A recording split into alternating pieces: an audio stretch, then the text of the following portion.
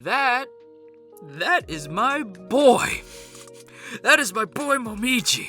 I'm okay. I already cried before I recorded this. With that said, hello everybody.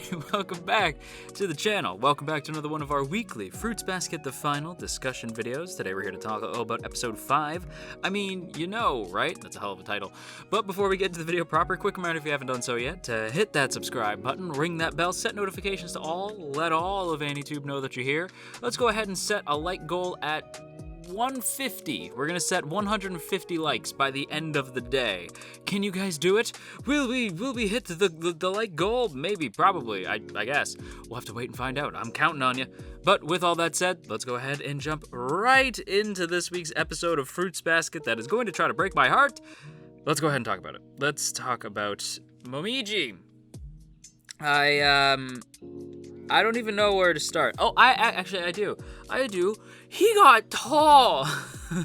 I had said the other week that I was like, man, Kisa and Hiro got tall. Like, they really got tall. And that was a metaphor for them growing up and how that was really shocking to me. But it's funny because I remember when we were doing the whole Fruits Basket, like, big podcast discussion, John had pointed out that that's kind of what it's like. Like, when kids are in that, like, age range, like, they just kind of just sprout, right? They just grow randomly and, like, they just kind of change overnight. And so it's not unheard of for that to happen. So Kisa and Hiro growing as quickly as they did is not a surprise. Momiji, though, that surprised me because Momiji was, like, my little boy, right? He's my boy. He's my little son. And now all of a sudden I'm like, what? When did he become a prince? When did that happen? He was always my prince. He was always my boy, but now he actually looks like one. You know what I mean? I was like, Mobishi, what the hell happened? It was stunning. All I thought of was just like the Squidward meme of like, oh no, he's hot. Like, I imagine that's what was going through a lot of the minds of Fruits Basket fans of like, our sweet boy. When did this happen? He's giving Kyo a run for his money right now. We'll talk about that later. But it was like, what is going on? Like that, plus his voice dropped. I was like, what, Momiji, what is going on? Now, like, question, because I don't actually have the answer to this. I'm recording this immediately after. I meant to look it up, but I forgot. Megumi Han is Momiji's Seiyu. Are they still their Seiyu? Like, cause it sounds different. Like, I assume that that's just them being really good at their job. But maybe they got a different Seiyu. I don't know. But, like, yeah, I was just like, I mean, that's... Fun fact, Momiji's also gone. Just, you know, if you wanted to know that, and you Hunter x Hunter fans. But, yeah, I was just like, that's really surprising. Like, I was like, Momiji's whole demeanor is different. Like, his attitude's still vaguely the same. Still wants to go out for ice cream and hold Toru's hand and stuff. He's still Momiji. But, like, his voice is different, his appearance is different. Like, not only is he taller, his, like, whole frame filled out completely, right? Like, his face, like, he's more handsome, right? Like, his build is different. Like, everything about him looks different. But on the inside, it's still Momiji up until about the halfway point of the episode, which we will get to in a second. I have some feelings, but we'll get there as we go. But it was definitely surprising to me just how different the character was in his appearance and how, like, he's still the same dude. Like, I'm sure some people would be like, wow, Momiji's like a lot more mature. No, Momiji was always mature. Momiji, while yeah, he was like one of the smaller characters, like in terms of like his build, like he was always sort of a smaller character. He was smaller than the others, but his wisdom was well beyond most of the main cast. Like, as far as I'm concerned, Momiji was always the smart one, or maybe not even the smart one, but smart one, more like always the wise one, I guess. Like, always the street smart one, or life smart, not even street smart, the life smart one, right? Like, Momiji seemed to know the most about, like, human interaction and stuff like that. Like, he was always, like, the one who kind of had his head on straight and was willing to do stuff that he knew was going to hurt him if it meant keeping everybody else safe, as we saw with his family, which, again, we will get to. But Momiji was always the wise one, so him, like, talking to Kyo, which, again, we'll get to, none of that felt weird to me. Like it all made sense. It's still Momiji in there, which I think they did a really good job with. However, now, we gotta talk about the crazy friggin' thing that happens with Momiji this week. So, when we see Akito sleeping, Akito is dreaming of her dad, and we see one of the tethers snap. And I had assumed that this was Hatsuharu's, because it was frayed in the same way that Hatsuharu's was, right? Like, that tether was frayed in a really similar way. But it snaps completely. And it wasn't Hatsuharu, it was Momiji. And I was like, how? Like that was my biggest takeaway, was like, how? Like, if anything, Hatsuharu should have snapped, but it didn't. So how? Right? Because I still don't know. Like, what is it that breaks it? Like, because what was Momiji doing that was so different? You know, like, but then again, what was Kureno doing? Right? So it's like, I don't understand. Like, both Momiji and Kureno had a similar moment where they're like staring up at the sky when it happens. But immediately, because, and we've seen this happen with Kureno, like, immediately Akito runs to Momiji because she knows that it's done. And, like, don't get me wrong, I'm happy, right? Because I'm like, good for Momiji, screw Akito. But, like, how?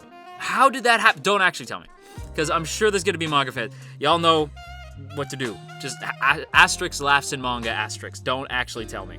But, like, I'm sitting here going, like, I thought I knew what it was. Like, I thought it was just not so much telling Akito off, but, like, realizing that Akito's a bad person. But then again, like, they all kind of know that, so if that was it, then, like, the curse would have been broken. Like, I thought maybe Hatsuharu's, like, lashing out in anger might be it. And we do see that it frays a little, but I don't know what it is. Maybe just, like, moving on? Like finding a way to move on? I don't super know what it could be. Like, I don't know what it is. And what about, like, so I'm looking at Momiji thinking, like, what is it about Momiji specifically that could have caused this? And the only thing I'm thinking of is that Momiji, like, with his growth, like, he was thinking about, like, he wasn't even thinking about himself. He was thinking about how to, like he obviously, like, we find out, like, it's all but confirmed this week that, yeah, Momiji's always had a crush on Toru. But his focus is still getting Toru together with Kyo, even though he wants to be with Toru. His main focus is that, because Momiji's a good friggin' guy. But I don't know what, I racking my brain, and I got nothing. Like, I don't know what it is. I gotta know. I was gonna say, like, I gotta know what the others think, but, like, Flora and Allie know, because they've read the manga. So I guess I should talk to Sun and John, just to be like, what the hell is going on? Like, just, it's funny, all the boys haven't read it. So it's like, I should ask Sun and John, like, what do you guys think? Because I don't know. I really don't know. But I do love the conversation, both conversations that Momiji has with Akito in the aftermath of the bond snapping, or the curse snapping, I should say, because that's not a bond, that's a curse. What Toru gives is a bond. That's totally different. But Akito, the first time, is like, runs to Momiji, and I'm like, you have no right to even glance in his direction. Okay? You absolute monster. You got no right. And so when she's like, Momiji, don't go, I'm like, Momiji as in the guy who you punched across the face and made him bleed? That Momiji? That's the one you don't want to go? Screw you. Screw you. Absolutely not. I hope Momiji tells you off.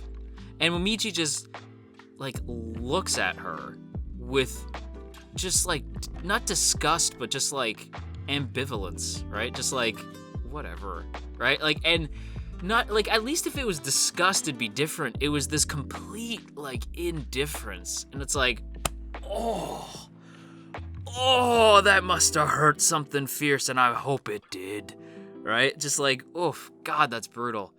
And then that followed up by Akito, of course, like Momiji just saying, like, we'll talk tomorrow. And Momiji and Akito do talk the day after, and it's Momiji just saying, like, yeah, I don't know what broke the curse. I don't really, like, even Momiji has no clue. And he's like, I don't know why it was just me. And I'm like, oh, it ain't just you, my boy. But he's like, I don't know why it's just me. But what I do know is that I'm going to leave here. Cause like Akito says, like, you think just because like you're not one of, like, you think you could just leave me, you think you could just leave here and that people are gonna protect you and blah blah blah, like you think you can go home, like there is no home for you, like just like berates him, saying like there's nothing out there for you, there's no happiness.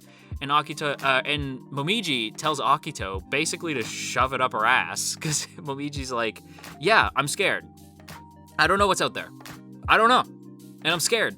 But you know what? Don't tell me that there's not happiness out there. That's not your decision to make. Like, that's not your call. And Momiji, you see this flash to, like, young Momiji and current Momiji, and it's young Momiji in the dark while the present Momiji, like, walks forward into the light and just tells Akito, like, you know what? The one who's actually afraid of leaving, like, the one who's really scared of what's gonna happen if they walk away and how, like, the loneliness they'll feel, the guilt they'll feel, that person. And Akito's like, shut up, because it's like, it's you, right? Like, Momiji's just like, it's you, Akito, like, you're the one who would actually be lonely, you're the one who would actually be lost and scared, not me. And Momiji's like, walks away because he's a good boy. Like, Momiji's so good. And when he goes to talk to his mom, and she's like, oh, hi, Momiji, I didn't even recognize you, you've grown up so much. And Momiji's like, yeah, how about your daughter? How's she doing? She's like, oh, she's just, she's still a kid. We're thinking about going on a family trip soon. What about you? And there's this, like, motif during the episode of going on a trip, right? Like, we see it, we see it later, or not later, earlier, like, with Hattori, where, like, they're talking about going on this trip. And Hattori says, like, he doesn't really want to. But we see, like, now, like, Momiji saying, like, yeah, there'll be a trip.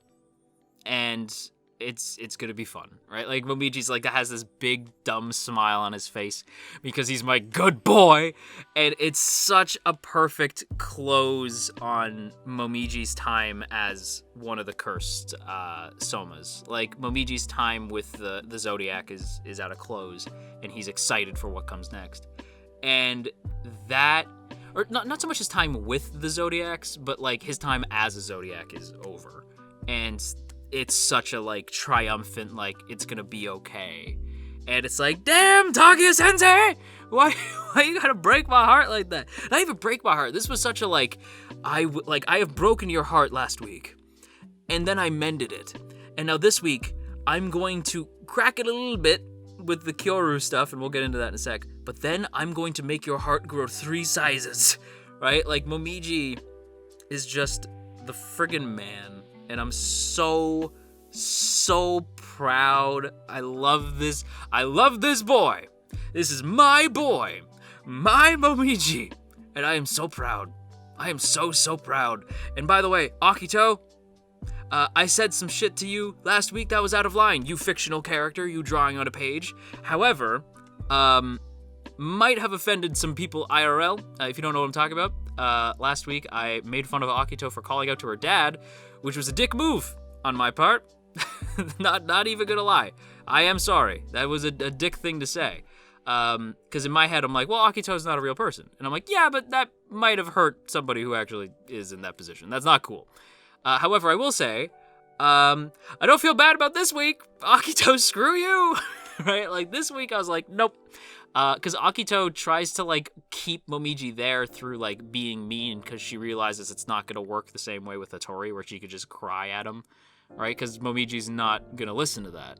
So Momiji knows, like, it's healthier to just walk away.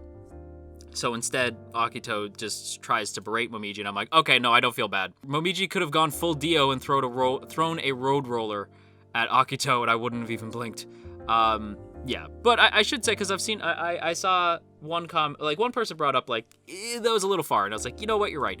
And I did see one other person say, like, why is everybody so weirdly aggro to Akito? And I'm like, well, because Akito's a friggin' monster.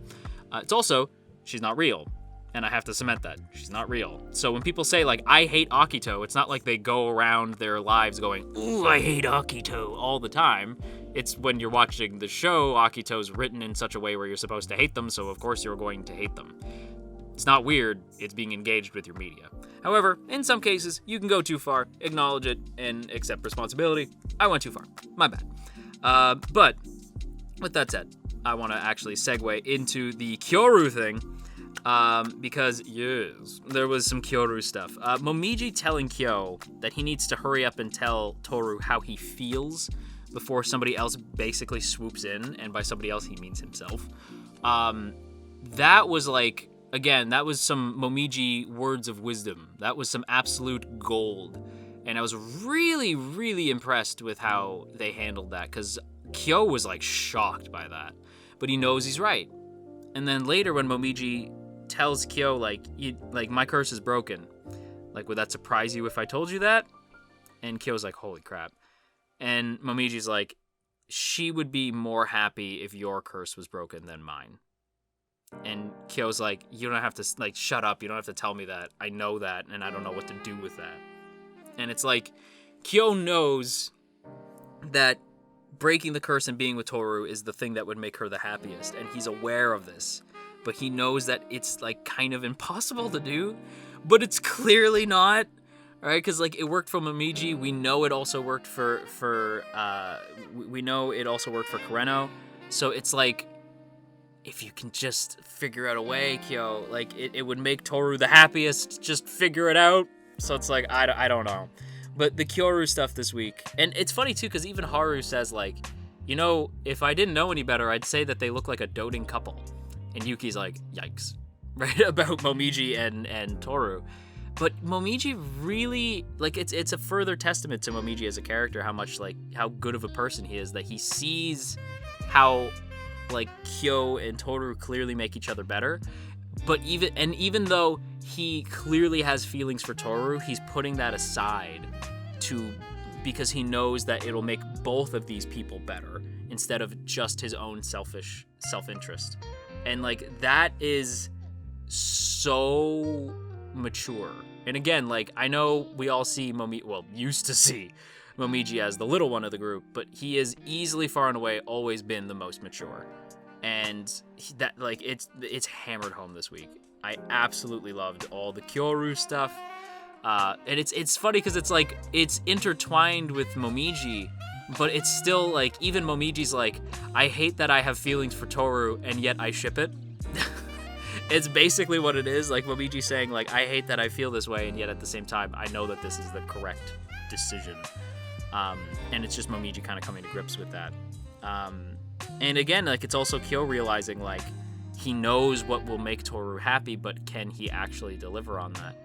And, like, is it, like, what would happen to Toru, what would happen to the Somas if Kyo did find a way to break the curse? Like, there's a lot at play here this week. And I'm very curious okay, so we know Kureno's curse is broken, Momiji's is broken. Who the hell is going to be next? I thought for sure it was going to be Hatsuharu, but I guess it's not. I have no friggin' idea. All I know is that Toru is out here to save the Somas. And my girl, Toru, I said this before, I will say it again. If Uotani knew, if Uo and Hana knew, if Hanajima and Uotani knew, this would be a much different ball game. I'm just saying. I know it's the Soma's secret to keep, but I'm saying, like, I'm just saying, it'd be interesting. But yeah, like, I think we're starting to see the threads get torn apart, right? All the Somas are kind of finding people that they can rely on, right? Like, we see, like, Ayame, Hattori, Yuki all finding their own passions and people who they truly, truly love and care about. Where even Shigure has Akito, but with Shigure has an interesting scene this week as well, where he feels like he never really was in need of a loving parent or cared if he was cursed. Like, he just feels like he's a bad person. Which, I mean, like, fair. But I mean, I'm still mad at Shigure, not gonna lie. Yeah, like, it's interesting how, like, the Somas are being sort of saved from Akito through Toru's influence and through their individual love for other people. I wonder if that's gonna have some sort of effect on the curse. I don't know. I just want to know how it works. I just want to know how it works so Kyoru could be saved. But yeah, that's pretty much all my thoughts this week. I hope you guys enjoyed. If you did, don't forget to boop that up snoot, share if you care, leave a comment down below, and of course, make sure that you hit that subscribe button, ring that bell, and set notifications to all. Let all of AniTube know that you're here. Don't forget the like goal, 150 likes. Let's go ahead and try to hit it by the end of the day. And of course, before we go, as always, I want to give a big thank you to the good folks in the T Squadron. Look at these beautiful people. Look at all these beautiful names, and hey, if you would like to join these beautiful people, there are 2 ways to do so. The first is by hitting that join button right beside the sub button, or for just a single $1 a month, you can go ahead and check out that Patreon link in the description to have your name floating past the screen here. So, either way, big thank you to the good folks in the T Squadron. That is it for me. My boy Momiji went in this week. I'm very proud. I am very proud. But yeah, that's all I got this week. So, bye!